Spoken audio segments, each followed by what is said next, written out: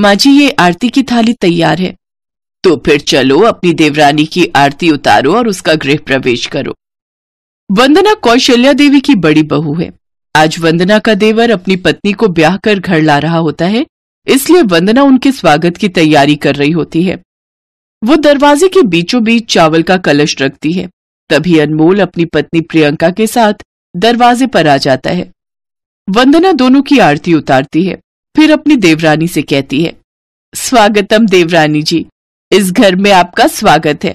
अब अपने दाहिने पैर से इस कलश को गिराकर अंदर आ जाइए।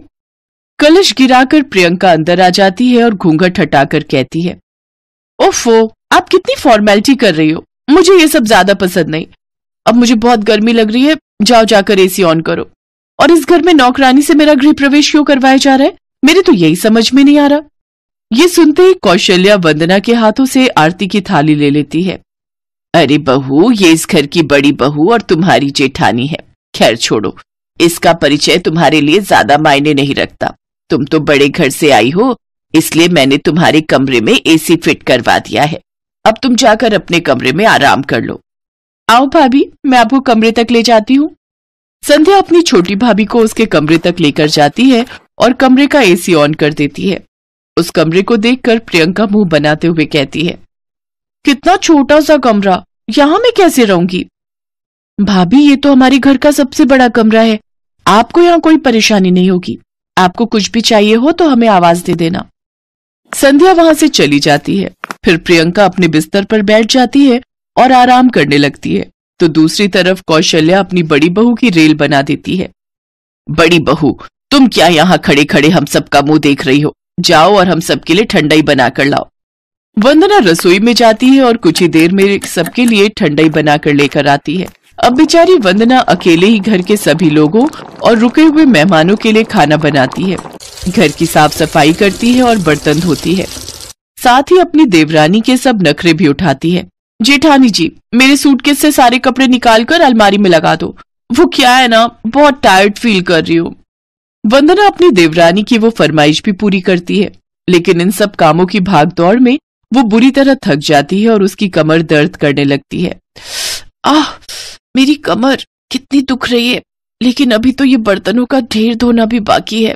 तभी कौशल्या रसोई में आती है और अपनी बड़ी बहू से कहती है, बड़ी बहू, एक बड़ा सा गिलास भर के दूध गर्म करो और उसमें ढेर सारे ड्राई फ्रूट्स और केसर डालो। वो बड़े घर की लड़की है, अमीरी में पली बड़ी है, उसे यूं गरीबी में रहने की आदत नहीं है। जी माँ जी। कुछ देर बाद वंदना ड्राई फ्रूट्स वाला दूध प्रियंका के लिए ले जाती है। उसे देख प्रियंका उससे कहती है, ओह अच्छा हुआ जेठानी जी आप आ गई। वो मेरे सिर में दर्द हो रहा है तो थोड़ा दबा दो ना। लेकिन देवरानी जी, मुझे तो अभी बर्तन भी धोने हैं और मेरी कमर में भी दर्द है। हाँ तो बाद में धो लेना, और वैसे भी माँ जी ने कहा है कि मैं तुमसे जो मर्जी काम करवा सकती हूँ। बेचारी वंदना अपनी परवाह ना करते हुए अपनी देवरानी का सर दबाने लगती है। उसके बाद सारे जूठे बर्तन धोती है। सारा काम निपटाते निपटाते उसे रात के 1 बज जाते हैं और वो अपने बिस्तर पर जाकर लेट जाती है। हाँ, इस शादी की भागदौड़ और घर के कामकाज में मैं बहुत थक गई हूँ। अब मैं कुछ दिन आराम करूंगी। अब तो घर में देवरानी आ गई है, वो मेरा घर के कामकाज में हाथ बटा देगी। इस उम्मीद के साथ वंदना सो जाती है। वंदना गरीब घर से थी और उसे अपनी देवरानी से काफी उम्मीदें थी, लेकिन वो ये नहीं जानती थी कि उसकी सारी उम्मीदों पर पानी फिर जाएगा।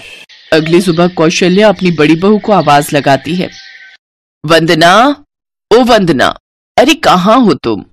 कुछ देर बाद कौशल्या अपनी बड़ी बहू के कमरे में चली जाती है। हे भगवान, देखो तो सही कैसे घोड़े बेचकर सो रही है। अरे क्या तुझे जरा भी अंदाजा नहीं कि घर में नई बहू आई है? वंदना नींद से जागती है और घड़ी की तरफ देखकर कहती है, अरे सुबह के 8 बज गए, मुझे तो पता ही नहीं चला। अच्छा माँ जी, क्या आपने प्रियंका से पहली रसोई की रस्म करवा ली? क्यों, वो क्या तेरी नौकरानी है जो तुम्हारे लिए बढ़िया बढ़िया पकवान बनाकर रखेगी? तुम्हारे पास अब सिर्फ 5 मिनट का समय है। मेरी ढील का ज्यादा फायदा मत उठाओ। चलो अब जल्दी से उठ जाओ और मेरे लिए गर्मा गर्म चाय बनाकर लाओ, फिर घर के बाकी काम भी निपटाओ। बेचारी वंदना रसोई में जाती है और चाय बनाकर लाती है। इसके बाद घर के सारे कामकाज निपटाती है, फिर सबके लिए खाना बनाती है और देवरानी को जाकर उसके कमरे में देकर आती है।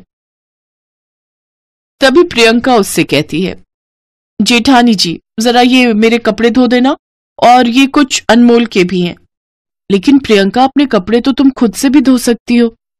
तभी कौशल्या वहां आ जाती है। मेरी छोटी बहू को काम के लिए मना करने की हिम्मत कैसे हुई तुम्हारी? वो जो तुमसे कहती है वो सब तुम्हें करना पड़ेगा। ठीक है माँ जी। वंदना अपनी देवरानी और उसके पति के सारे कपड़े धोने लगती है और रोते हुए अपनी किस्मत को कोसती है। अब ये हर रोज का हो गया। प्रियंका आराम से एसी में बैठकर मैगजीन पढ़ती रहती, तो वहीं जेठानी सारा दिन काम करती रहती।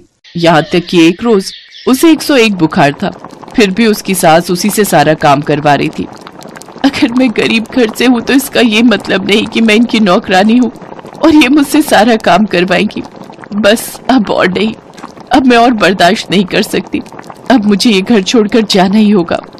बड़ी बहू अपने मायके चली जाती है, लेकिन अब पीछे से कौशल्या की हालत खराब हो जाती है, क्योंकि संध्या तो अपने कॉलेज चली जाती है और प्रियंका घर के किसी काम को हाथ तक नहीं लगाती, जिससे घर के सारे काम की जिम्मेदारियां अकेले सास के कंधों पर ही आ जाती हैं।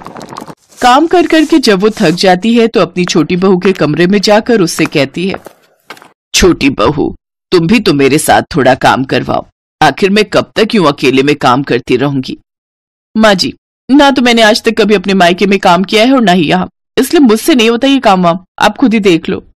ये बात सुनकर कौशल्या हैरान रह जाती है और वो अपनी बड़ी बहू को याद करते हुए कहती है, एक मेरी बड़ी बहू थी जिसने मुझे कभी आज तक किसी काम के लिए नहीं बोला। आज मेरी वजह से वो गुस्सा होकर अपने मायके चली गई। मुझे उसके साथ ऐसा व्यवहार नहीं करना चाहिए था। अमीर बहू के चलते मैंने अपनी गरीब बहू को इस घर का नौकर ही बना दिया था। ये सब मेरी ही गलती है, लेकिन अब मैं अपनी इस गलती को सुधारूंगी। कौशल्या अपनी बड़ी बहू के मायके जाकर उसे वापस ले आती है। छोटी बहू को भी अब अपनी गलती का एहसास हो जाता है। अब वो छोटी बहू को भी घर के तौर तरीके और काम सिखाती है। अब दोनों देवरानी जेठानी मिलकर घर की जिम्मेदारियां संभालती हैं।